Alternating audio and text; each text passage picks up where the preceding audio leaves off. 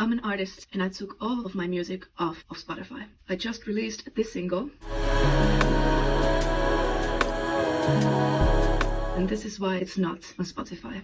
Number 1.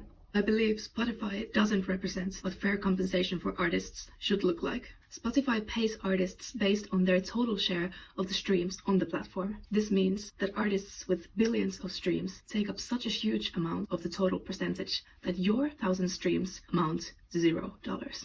Even though your core fans listen to you on their Spotify monthly subscription money. For comparison, Tidal, an alternative platform, pays artists 1.3 cents per stream, amounting to $12.84 per 1,000 streams. And I get it, small artists don't make a lot of money anyway, so why should they be paid? I believe that if there's even a handful of people who really enjoy your music and want to support you, you deserve compensation. Imagine if you made a painting, sold prints of it to 1,000 people, and got paid nothing? If you don't like fast fashion and don't support making garments for a non-livable wage, then maybe you should consider thinking about musicians' efforts the same. Number 2. Funding the Trump campaign.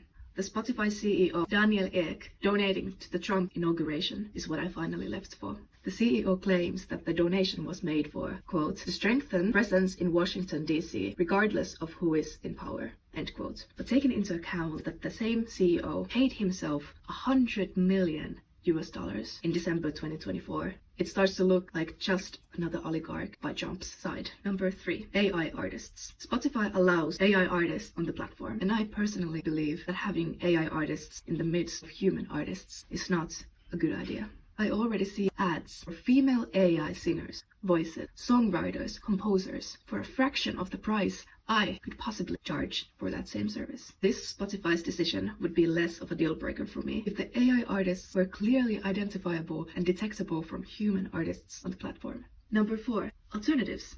There are 2 platforms I'm excited about, Tidal and Bandcamp. Tidal, another streaming platform, actually offers the same, if not better, listening experience for even cheaper. Tidal has more artists than Spotify does, but they still manage to pay their smaller artists fairly.